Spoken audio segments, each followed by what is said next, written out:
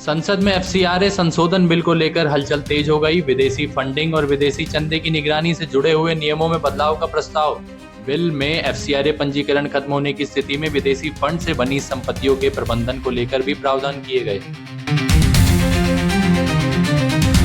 MSME sector से जुड़ी बड़ी खबर सामने आई है। MSME development amendment bill 2026 Lok Sabha से भी पास हो गया है। बिल का मुख्य फोकस छोटे और मध्यम कारोबारियों को भुगतान में होने वाली देरी से राहत दिलाना और भुगतान विवादों के निपटारे को तेज करना है। अमेरिका में जन्म सिद्ध नागरिकता को लेकर राष्ट्रपति डोनाल्ड ट्रंप ने एक बार फिर से बड़ा कदम उठाया है। ट्रंप प्रशासन ने जन्म सिद्ध नागरिकता के दायरे को सीमित करने और कथित बर्थ टूरिज्म पर रोक लगाने की दिशा में नए आदेश जारी किए। हालांकि इस फैसले को कानूनी चुनौती मिलने की संभावना है।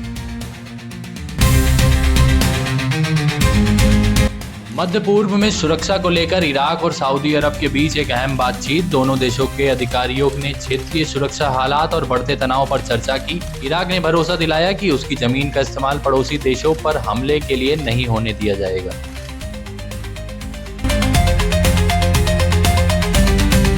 असम में बाढ़ की स्थिति अब भी गंभीर बनी हुई है। राज्य के कई जिलों में लाखों लोग बाढ़ से प्रभावित हैं और राहत बचाव अभियान लगातार जारी है। कई इलाकों में लोगों को सुरक्षित स्थानों और राहत शिविरों में पहुंचाया गया। प्रशासन की ओर से प्रभावित क्षेत्रों में राहत सामग्री और जरूरी सेवाएं पहुंचाने का काम तेज किया गया। जम्मू कश्मीर में पर्यटन स्थलों की सुरक्षा को लेकर सरकार का फोकस बढ़ गया है। प्रमुख पर्यटन स्थलों पर सीसीटीवी नेटवर्क, केंद्रीकृत निगरानी और नियमित सुरक्षा ऑडिट मजबूत करने की सिफारिश की गई। खासतौर पर संवेदनशील इलाकों में सुरक्षा व्यवस्था की लगातार समीक्षा पर जोर दिया गया है।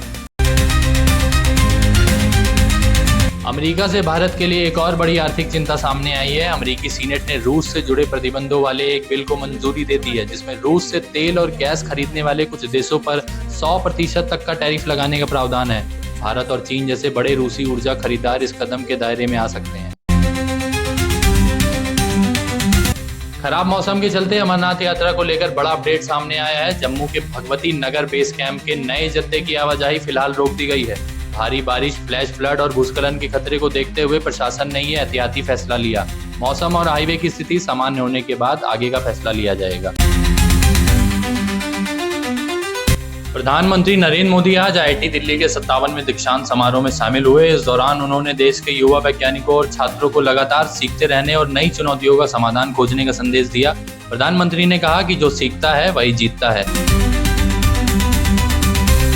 दिल्ली में अगस्त की बारिश ने 16 साल का रिकॉर्ड तोड़ दिया। सफदरगंज मौसम केंद्र पर अगस्त के पहले सप्ताह में करीब 127 मिलीमीटर बारिश दर्ज की गई, जो 2011 के बाद इस अवधि में सबसे ज्यादा है। लगातार बारिश से राजधानी के कई इलाकों में जलभराव और ट्रैफिक की समस्या देखने को मिली।